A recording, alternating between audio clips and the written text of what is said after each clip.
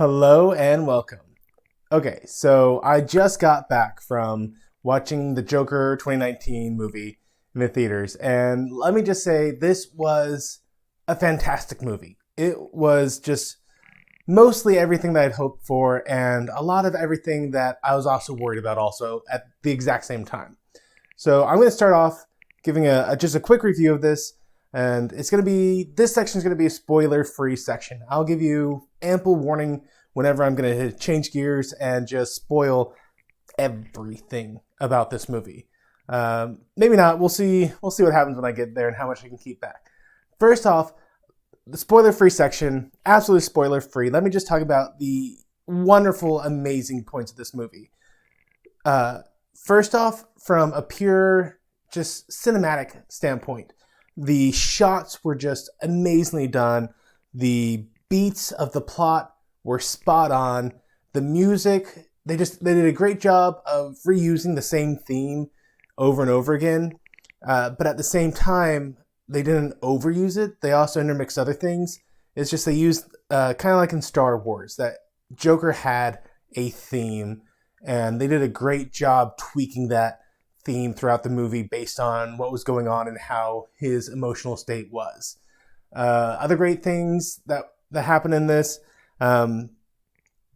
if you come out of the movie feeling like this isn't your Joker, you missed the ending. There is no post-credit scene in this movie. There's no mid-credit scene. It's just as soon as the words "the end" come across the screen, the movie's over and it goes to credits. So when I say you missed it, there was a single reference at one point that if you missed it, you would have left the theater thinking, it was an alright movie, not a Joker movie. If you get the reference, you're gonna be like me and you're gonna go, this was just an amazing movie. First of all, this is a hard R movie. And what I mean by that is that there are scenes of extreme violence in it.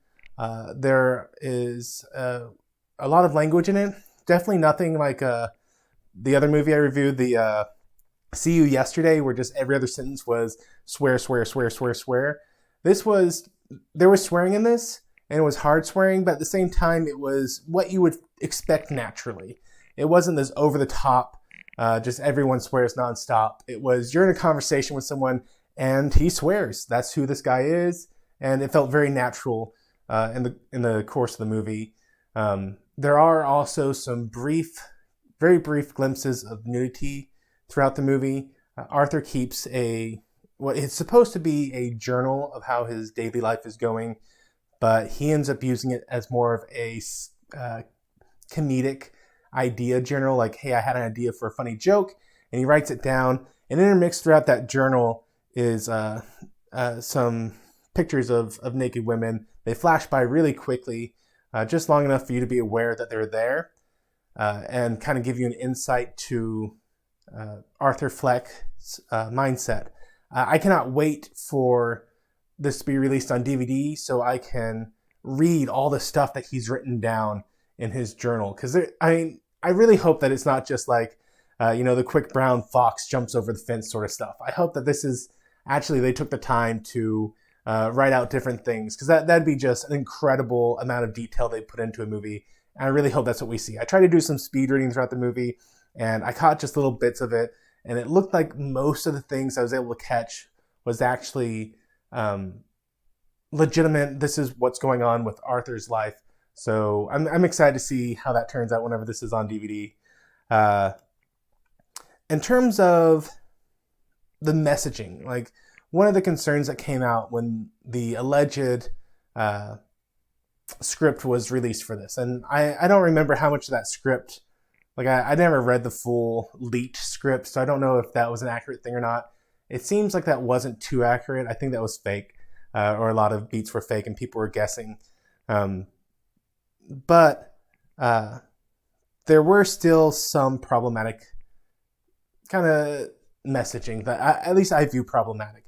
First off, they don't beat it over your head at any point.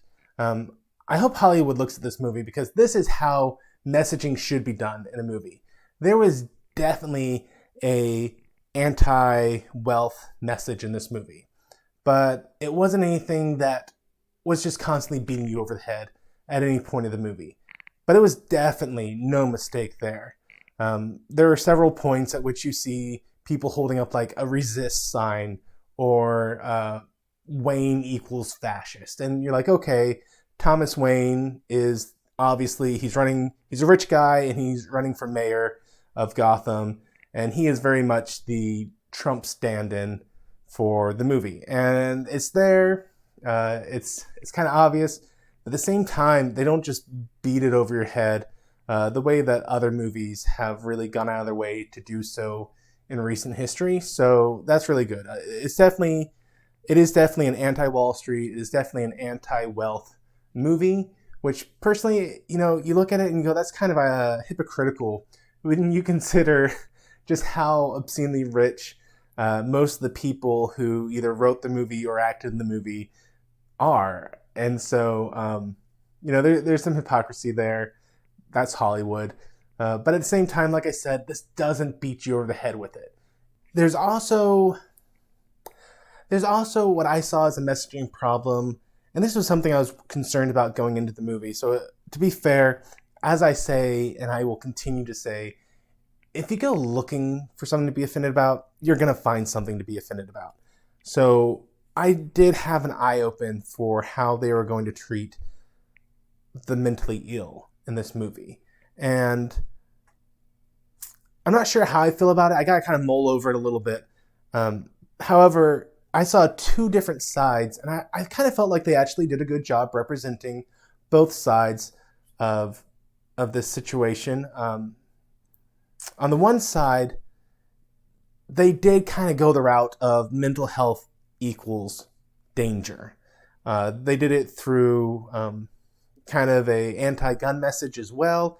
Again, they didn't beat you over the head with it, but if you're looking for it, you're going to see that obviously at one point a gun is given to Arthur and he makes a comment like, oh, I'm not supposed to have this.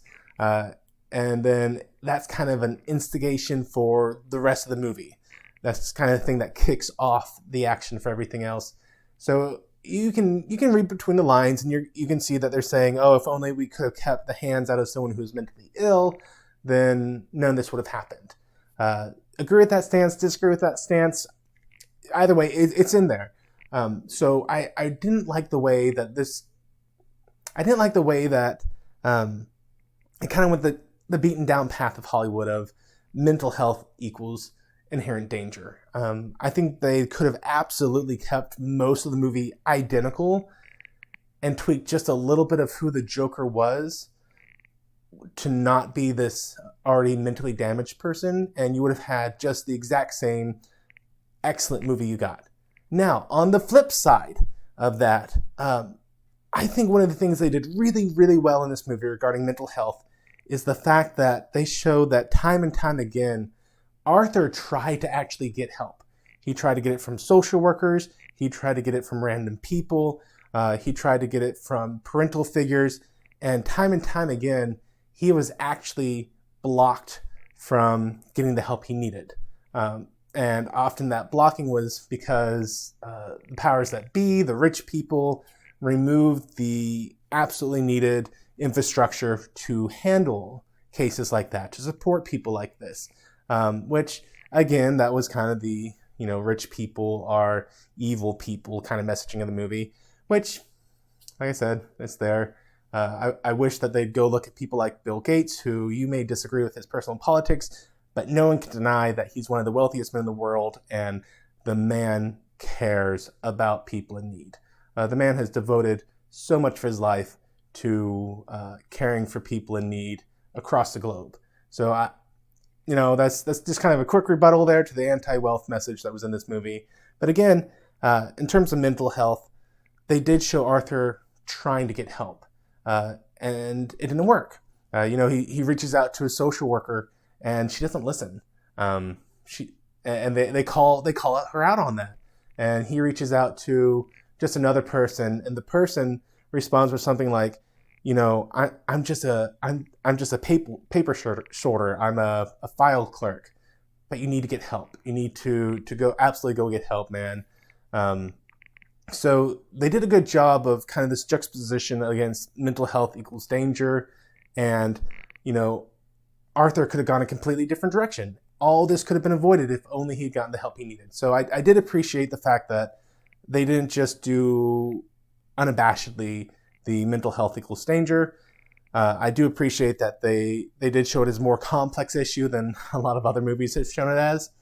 But at the same time, at the end of the day, the messaging was kind of clear that people with mental health equal danger to themselves and others. And I don't like that. One more kind of thing on the mental health issue. Early on in the movie, they kind of set the theme for the movie. Like if I were to say, having watched this movie, what would I say is the central theme of it? Arthur very early on makes this one line, and this isn't a spoiler, don't worry about it. He makes the statement, I just don't want to feel bad anymore. And that is going to be the theme of the entire movie. And they just did a great job of sticking to that theme and really working around what does this theme mean? How does it relate to Arthur? How do the people coming into Arthur's life affect that theme? I do have two kind of general, very light nitpicks about how the movie played out. Aside from kind of the political messaging of the movie, which again was very light, don't let that be a reason you don't go see this. But there were two kind of very broad issues I had. First off, at one point you get to see Alfred, or at least you get to see someone who I'm assuming is Alfred. He is a worker at the Wayne household. He's there with Bruce. But instead of being the Alfred that we all know and love, who Alfred has always been a kind of a thin and fit man who usually has some sort of kind of past that's hinted at that's something pretty awesome, like military service or just something that you wouldn't expect from this mild-mannered, meek old man. But in the movie, there's a scene where Arthur Fleck has a confrontation with Alfred, and you sit there and go, really? This is what they reduced Alfred to? At the moment, Alfred is a younger man, not super young, but he's a portly guy. He's heavy set, and he's really weak and kind of goes down quick to the Joker. And so that was one nitpick I had. Like that was a weird moment for Alfred. The other nitpick I had, and this is something I mentioned before, that there's an odd age difference between the Joker as we see him and Bruce Wayne. Again, Joaquin Phoenix is in his early 40s, and I kind of got the feeling that's around the age they want him at in the movie as well. And whereas Bruce Wayne is like a 10-year-old or something. So there's like a 30-year age gap. So if the events of the movie continue and this is the Joker, then by the time Bruce Wayne becomes Batman, the Joker's an old man. He's hardly the well, I say old, but he's an older man. He's hardly the arch nemesis material that we've seen him in other media. Other praiseworthy things about this movie, Joaquin Phoenix blew it out of the park in his performance. I've read in other places that he had to lose weight to do this, and it shows. Like, you see Arthur Fleck without his shirt on several times, and he just has this gaunt look to him. So I know that in real life, Joaquin Phoenix must have had to just go through the roughest time of losing weight to that point and then keeping it for the entire shot. And just the emotion and the energy that he brought into this role is phenomenal. So I can't say enough good things about the music, the lighting they did, the themes they did, the acting, all that was on spot. So I highly recommend this. And again, if you leave this movie thinking, oh, this isn't my Joker, you missed it. Oh my goodness, you missed it. You can come talk to me, leave a comment below, or better yet, send me a message on Twitter. I can be found at lifewithmatt_YT. Send me a private message. I will tell you the moment that you missed. It is so good. So let me get into the spoiler section of this movie. And I will do my best to keep the spoilers light. I don't want to ruin the whole movie for you. I absolutely could. I could absolutely just go on and on about this and tell you all the major stuff, but I will try to keep this light. I want you to be able to go into this and still enjoy it. So hopefully that was enough me rambling time. Again, one last chance. I am entering the spoiler section of this review. So please, if you don't want it spoiled, now's the time to click off, hit the pause button, anything else. So I'm going to do my best Joker impersonation of the laugh. I have recorded it previously because I didn't want to wake up any of my family because this is the middle of the night. So I'm going to play that, and as soon as it is done playing, I am jumping into the spoiler section of this video. Okay, so let's talk very, very superficial spoilers. First off, in my very first video I ever made on YouTube, and that's why I was so excited to see this movie tonight, because this is the very first video I did on YouTube, was about the Joker, about the trailer they did. And I made 3 predictions in that YouTube video. It was about something on a train, it was about when he met Bruce, and it was about the ending. And I'm not going to say which one I was right about, but I was right about one of them. Only one, and only in the broadest sense of being right. So in terms of, did I get everything right about what I was saying? No, I didn't. But in terms of, did I manage to actually guess a certain major element of it? Yes, I did. And when the element happened, I literally almost shouted yes in the theater, but I was able to not do that, which was good because no one would have understood why I was yelling yes at this point. But I did give a little pump of excitement and kind of confused the people next to me because they missed it. They missed the moment, and it was an exciting moment for me to actually guess something correctly for once. So yes, one of the 3 things I predicted came true. I cannot state how excited enough I was about that.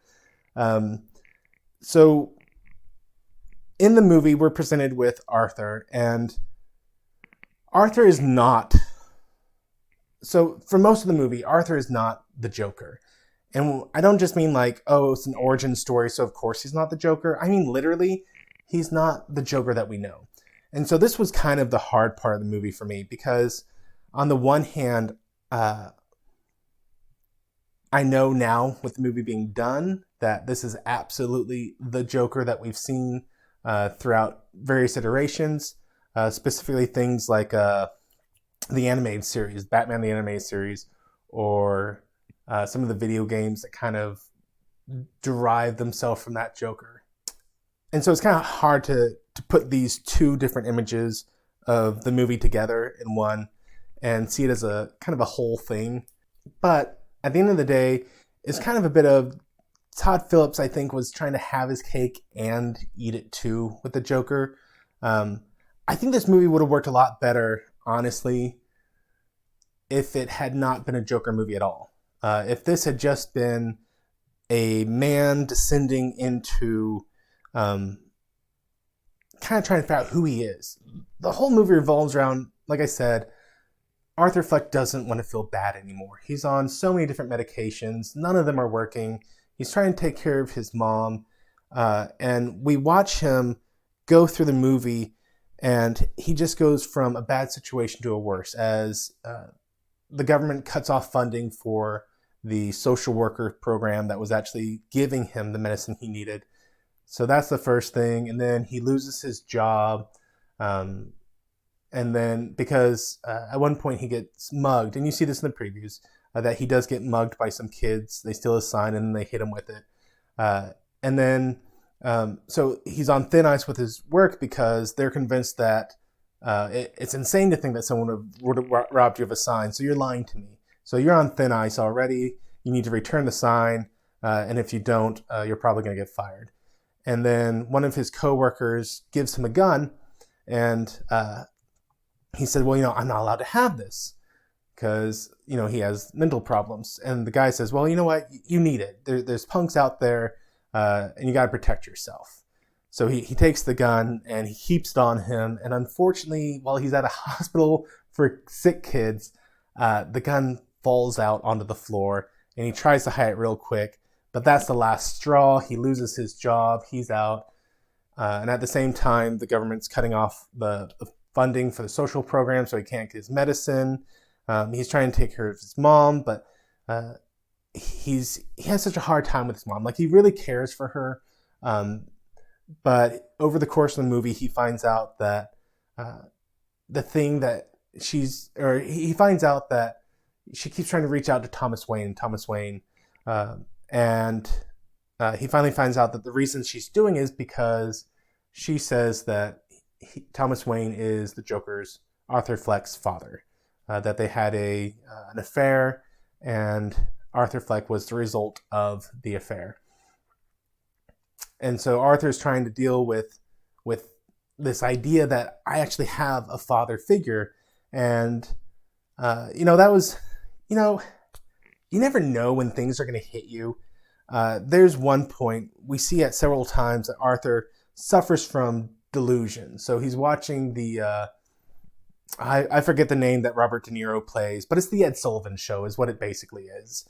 Kind of a late night TV show, wholesome fun for the whole family. Very much the Ed Sullivan, the David Letterman kind of format.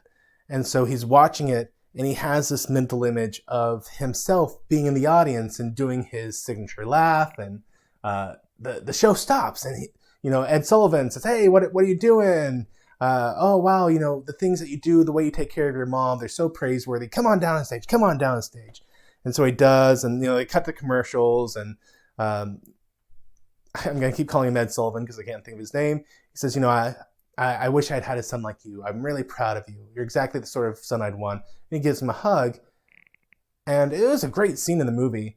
But you just never know the things that are going to affect you. And seeing that moment actually made me tear up. Missing my own dad. Wish he was still around, but it's just interesting the way these movies can actually get you. That's a side to the entire thing, but it was an interesting thing that happened for me while I was watching the movie. And so the movie goes on, and so Arthur he's lost his job. He's trying to be a stand-up comedian, and I love this one scene. And again, this is trying to stay light on the spoilers, but he's watching another stand-up comedian, and they do a great job with the scene in that Arthur only laughs when no one else is laughing. So, everyone else laughs at moments that are funny, moments that you would expect laughter. And then Arthur's always several beats behind. And at one point, he tries to laugh with everyone else, and he can't. So the movie just does an excellent job of showing Arthur's kind of disconnection from the rest of the world. And then he gets assaulted by some rich kids on a train. Things go poorly. And they hear, like, all of a sudden on the news, everyone is talking about this incident that happened between the three rich kids and this clown. And so suddenly Arthur Fleck, who's gone invisible his whole life, feels like everyone's paying attention to him. And it doesn't matter that no one knows it's Arthur Fleck. In his mind, people are finally seeing him, and he finally feels like he's someone worthwhile. And so they did just an amazing job following this plot line along. And someone who felt like he was nothing, suddenly feeling like because of this one incident, he's now someone important and someone that people care about. He finally has the validation that he's been looking for. And while I could go on more about it, I'm actually going to stop there. I'm not going to ruin any more of the movie. Hopefully I've given you enough of a taste to be interested in it without spoiling it. One other thing I will say is that one of the great things that they did about this is they left you guessing about how accurate any of the events are. There is a moment early on that should tip you off of there's a possibility that Arthur is never on the outside of a psychiatric asylum. It's possible that the entire movie takes place with Arthur inside the asylum. And then they do a couple times of kind of reinforcing that idea. And even if it turns out that he is on the outside of the asylum, that he's only in the asylum at the very end of the movie, or actually he was in the asylum kind of before things began, they mentioned that, hey, you spent some time in an asylum. Do you understand why you were there? So even if it turns out that he was released and he is going through the social worker program after his release, the movie still does a good job of making you know that there's a possibility that Arthur doesn't see things the way they really are. And not just through imagining that he's actually in the show with Ed Sullivan, but there are several other things that happen throughout the movie where it gets done and you're like, well, did that interaction actually happen? Or was he hallucinating the whole thing? One last spoiler. Like, for an example of this, he confronts Thomas Wayne at one point in a bathroom. And, Thomas is just so offended that he came there and that he had talked to his son Bruce the day before, that he actually punches Arthur Fleck in the nose, and you see him bleeding. So he's over this bathroom sink and blood's dripping down, and then you do a hard cut to him in the exact same pose back in his apartment. And so it's one of these moments where you're like, well, wait, is he just in the same pose back in the apartment? Or did he just imagine this whole scenario in his head? So that's going to be it. That is my hopefully quick review of The Joker. I cannot recommend enough to go see this. It was an excellent movie. And again, if you leave the movie thinking that this isn't your Joker, please watch it again, or please, reach out to me, comment below, something, because this is absolutely your Joker by the end of the movie. Well, that's going to be it for this video. I hope you've enjoyed it because I really enjoyed making this one, which I'm sure you can tell throughout this video how excited I was from this movie. But let me know what your thoughts were. Did you like the movie? Are you looking forward to seeing it? Are you absolutely not going to see it? Let me know down in the comments below. And by all means, be sure to give this video a like and a share and all that good stuff. You know the drill, guys. And until the next time, may the Lord bless you and keep you. May he cause his face to shine upon you and be gracious to you. May the Lord lift up your countenance and give you peace. Amen.